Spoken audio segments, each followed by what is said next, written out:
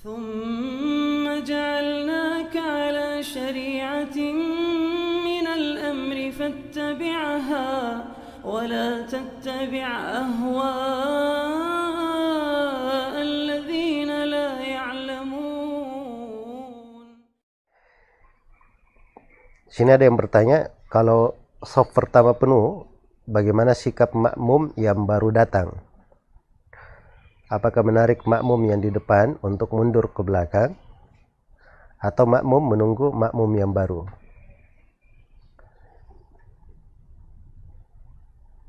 Ya, jawabannya bahwa apabila shaf di depan sudah penuh, maka dia membuat shaf baru di belakang. Ya, sisa shaf baru ini apabila terlihat misalnya ada orang-orang yang baru datang, maka dia menunggu sebentar, itu nggak ada masalah insyaallah ta'ala. Kecuali kalau dia khawatir luput ruku sehingga ketinggalan satu rakaat, maka tidak ada masalah dia mulai sholat takbiratul ihram walaupun dia cuma sendiri di belakang shaf. Dan itu tidak berbahaya karena hadits la salata liman shalla khalfas shaffi munfaridan, tidak ada salat bagi orang yang salat di belakang shaf sendirian. Itu terkait dengan orang yang sengaja membuat shaf sendiri padahal masih ada shaf di depan yang kosong. Iya. Semoga Allah Subhanahu wa taala memberi taufik kepada semuanya. Kemudian pertanyaan yang kedua, apakah termasuk tasyabbuh bil kuffar, menyerupai orang-orang kafir, ketika kita menghiasi rumah dalam rangka menyambut Ramadan? Karena salaf tidak pernah melakukannya. Bagaimana pula dengan lebaran? Ya, sebenarnya menghiasi rumah, mempercantik rumah ketika memasuki bulan Ramadan, kadang maksud orang yang melakukannya bukan karena Ramadannya, tapi karena lebarannya. Ya. Kadang sebagian orang ingin dia perbaiki rumahnya di lebaran, cuman karena 10 hari terakhir, waktu sangat utama beribadah, dia tidak mau telantarkan dengan mengerjakan hal-hal yang seperti itu, maka dia lakukan sebelum Ramadan datang. Maka kalau di atas mana itu nggak ada masalah ya. Seorang lebaran itu bergembira dengan lebaran, memakai pakaian yang cantik, kemudian dia memakai dari kendaraan yang bagus, ataupun dia menghiasi rumahnya, maka itu tidak ada masalah insyaallah ta'ala dari perkara yang berjalan di tengah manusia. Walaupun tidak dikatakan hal itu disunnahkan, tapi itu bukan perkara yang dilarang. Ya wallahu ta'ala alam. Baik, pertanyaan yang ketiga, ini terkait dengan masalah wakaf bacaan. Apakah kita harus mewakaf di ayat yang maknanya baik dan inti penggalan ayat tidak tergantung? Seperti misalnya saya sedang menghafal surah Al-Ahqaf. Apakah boleh karena hafalan saya baru sampai ayat 22, sehingga saya hanya membaca sholat sampai ayat 22 itu saja? Ya, wakaf itu kalau berhenti, ini termasuk banyak kekeliruan yang terjadi di imam-imam masjid. Jadi Masya Allah, dia baca dari ayat-ayat di surah-surah panjang, dia penggal dari ayat itu tidak tepat penggalannya. Misalnya dia mulai dari sebuah ayat ini bersambung dengan ayat sebelumnya, jadi maknanya itu kayak ada yang kurang. Iya. Jadi misalnya di penanya di sini menyebutkan ayat 22 berhentinya. Ayat 22 itu qalu ajitana li ta'fikana an alihatina fa'tina bima ta'iduna in kunta minas shadiqin. Ini kan ucapan kaum Ad, ucapan suku Ad, kaumnya Nabi Hud. Ya. Ini ucapan mereka, terus kan setelahnya ada jawabannya Nabi Hud terhadap ucapan ini. Ya. Ada jawaban Nabi Hud, maka harusnya dibaca ayat setelahnya. Ya, dan ayat sebelumnya ayat 21 itu awal kisahnya, wadkur akha adin id andara qaumahu bil ahqaf. Itu awal kisah. Jadi kurang tepat kalau kita sudah membaca awal kisahnya lalu kita masuk ke dalamnya, artinya ada yang tidak lengkap dari ayat tersebut atau penyebutan kisah tersebut.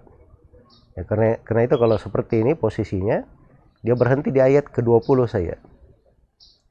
Dia berhenti di ayat 20 sebab di ayat 20 itu tepat nanti maknanya masih bersambung dengan ayat sebelumnya. Jadi intinya bahwa wakaf seorang itu bukan terkait dengan berhenti di satu ayat penuhnya, tapi harus dilihat ayat itu apa kaitannya dengan ayat sebelumnya dan ayat setelahnya. Nah, kalau kesesuaiannya pas, dia berhenti, maka itu tidak ada masalah, insyaallah ta'ala. Baik, itu dari sisi hukum yang paling afdalnya. Tapi dari sisi keabsahan sholatnya syah saja, tidak ada masalah. Semoga Allah memberi taufik kepada semuanya. Baik. Kemudian ada pertanyaan, berapa harikah orang dikatakan sebagai musafir boleh mengqasar sholat? Seorang yang dikatakan musafir itu boleh mengqasar sholatnya, itu dilihat jenis dia mengqasar sholat di safar yang kayak bagaimana.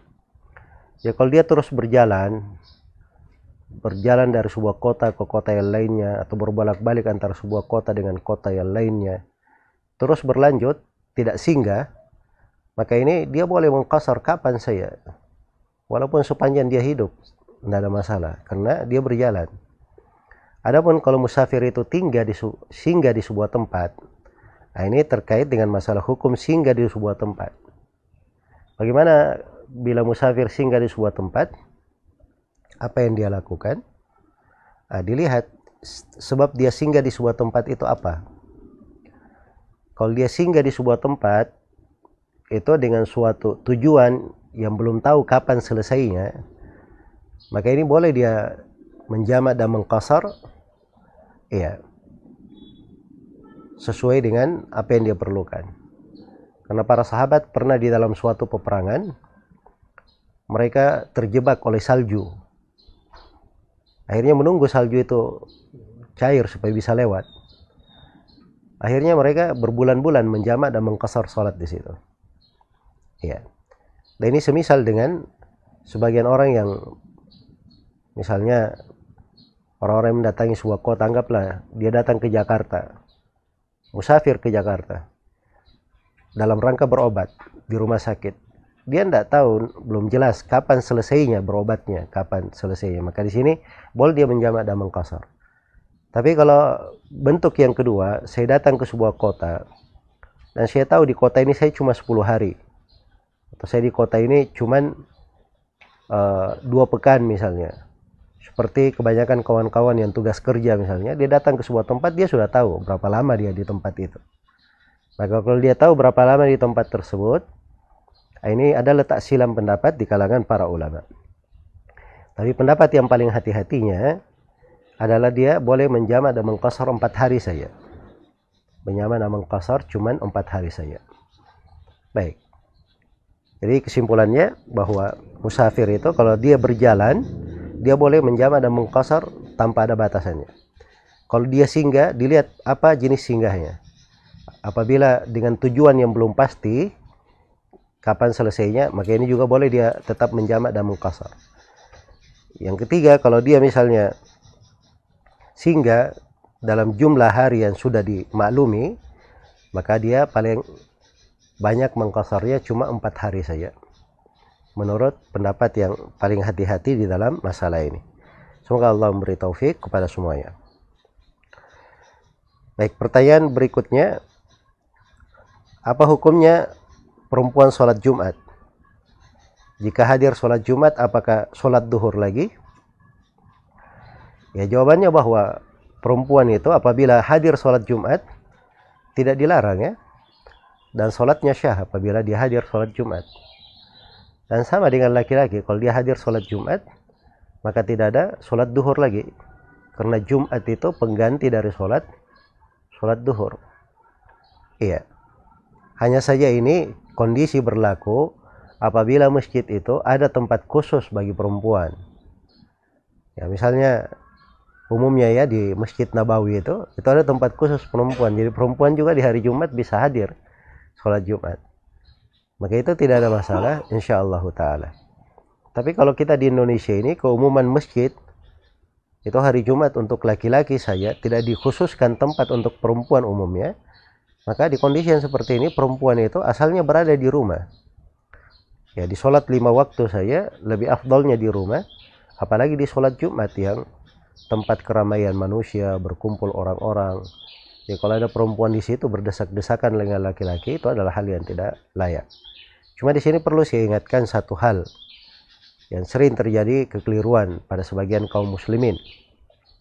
Kadang kita melihat pada sebagian kaum muslimin, kalau sudah selesai sholat Jumat, mereka berdiri lagi melakukan sholat duhur.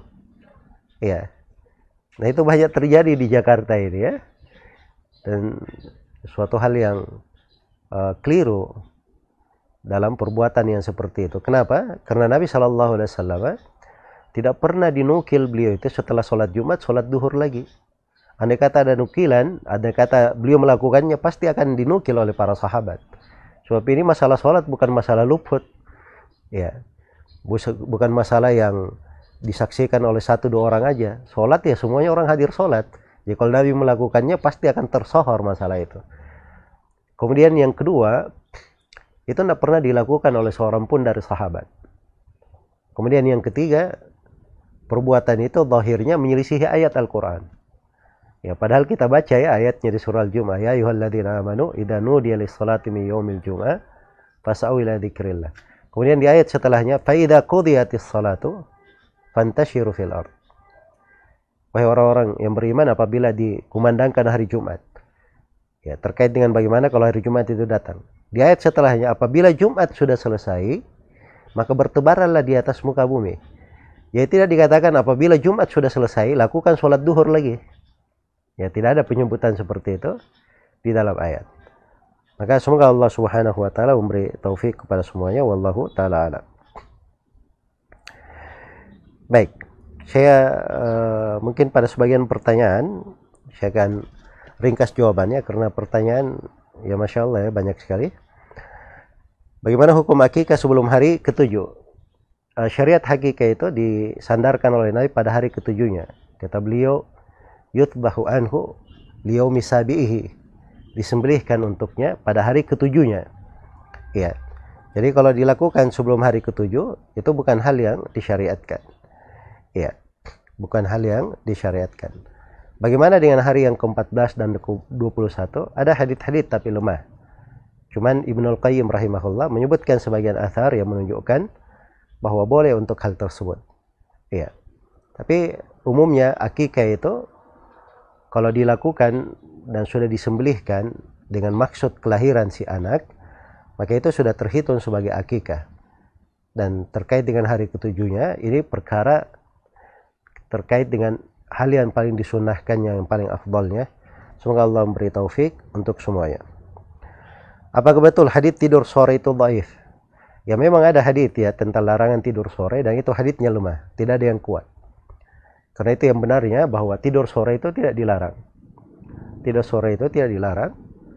Dan seorang kadang dia perlu melakukannya atau perlu untuk hal tersebut. Dan juga saya tidak mengetahui ada suatu sudut pembicaraan di ilmu kesehatan tentang bahaya akan hal tersebut. Karena itu sejumlah ulama memberikan fatwa tentang bolehnya, seperti Syekh bin Baz rahimahullah dan selainnya. Baik, ini pertanyaan berikutnya. Saya mau tanya bagaimana hukum mengadani dan iqamah untuk bayi yang baru lahir. Apa ada dalil? Lalu apa ada sunnah saat hamil? Iya. Jawabannya bahwa ada hadits tentang mengadankan,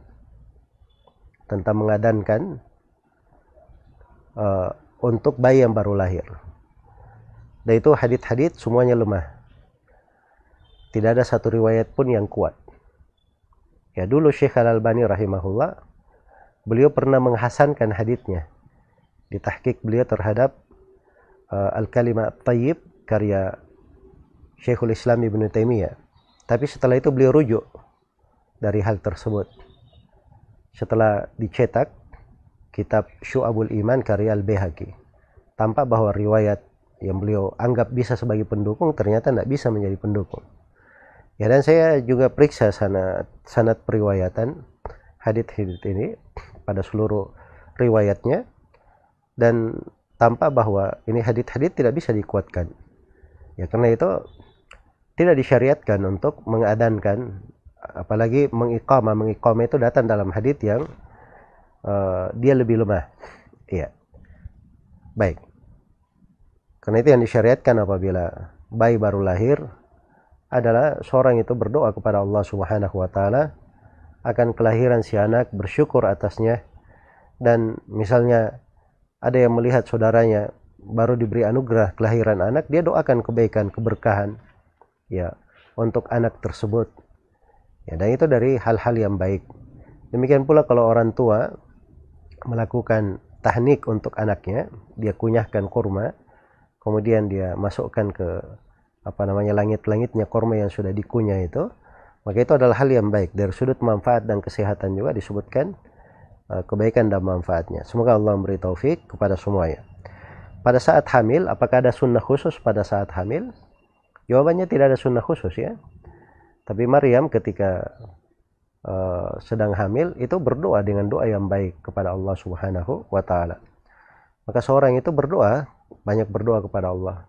Demikian pula seorang ibu hamil, dia banyak membaca Al-Quran, banyak berzikir, banyak melakukan ketaatan-ketaatan. Ya, semoga Allah Subhanahu wa taala menganugerahkan kepadanya seorang anak yang salih. Baik.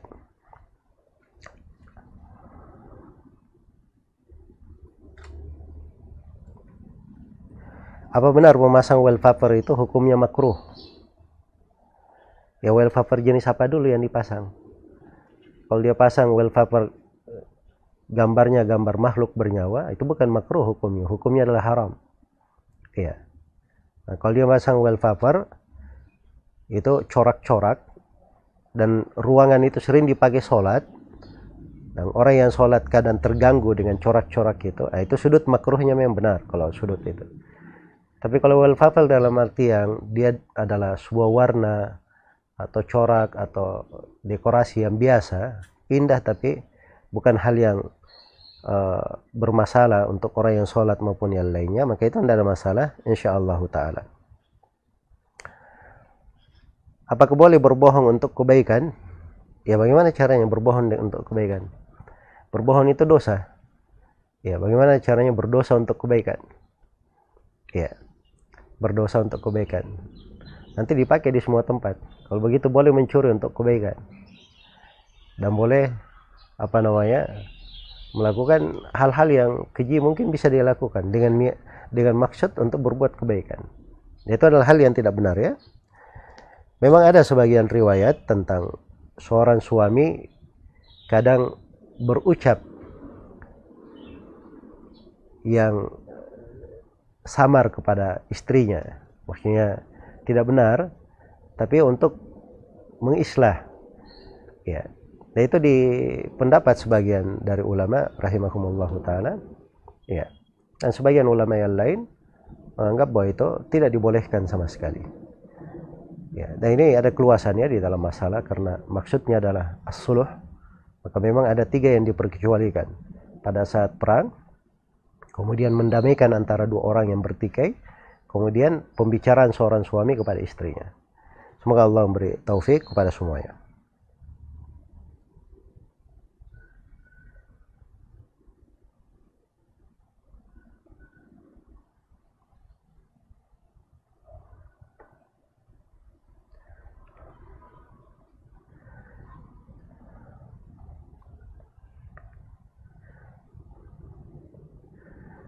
Bagaimana adabnya apabila ada grup yang di dalamnya berisi orang-orang yang saling berjualan. Misalnya si Ibu A berjualan kue bolu dengan harga 100.000 dan saya juga mau berjualan kue yang sama dengan harga yang lebih murah tapi beda merek. Apakah tidak mengapa saya share di grup jualan yang sama? dengan merek yang berbeda, dengan harga yang lebih murah. Nah, ini persaingan harga ya namanya. Ya, kalau dari sudut bersaing seperti itu, ya dilihat aja sepanjang tidak membahayakan saudara kita, itu nggak ada masalah. Tapi kalau dipandang hal tersebut bisa membahayakan saudara, maka dari etikanya, seorang itu ketika berjualan, jangan dia membahayakan saudaranya. Iya. Itu aja yang dia perhatikan. Semoga Allah memberi taufik kepada semuanya.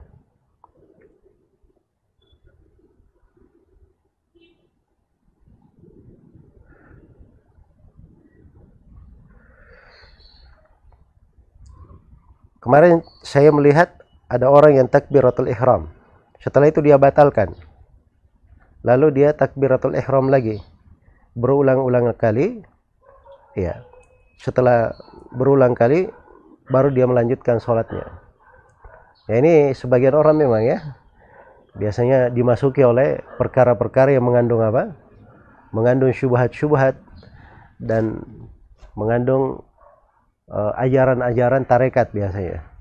Jadi mereka itu mengatakan kalau sholat itu dihadirkan niatnya pada saat takbir itu. Jadi kalau dia sudah takbir Allah, dia merasa belum hadir, dia batal lagi. Dia tarik nafas dulu menghadirkan Allah. Nah, begitu dia sudah hadir betul, Allahu Akbar, baru dia lepas. Ya. Nah ini subhanallah memberatkan dalam agama orang-orang yang seperti ini. Nah itu tidak ada dalam tuntunan Nabi seperti itu. Iya. Agama ini dimudahkan. Nah itu dari sebab dia ditunggangi oleh syaitan. Syaitan senang dengan orang-orang seperti itu. Dari awal saja sholatnya sudah ragu-ragu. Ya sudah dipermainkan oleh syaitan. Ya, karena itu hal yang seperti ini dari perkara-perkara yang harusnya ditinggalkan.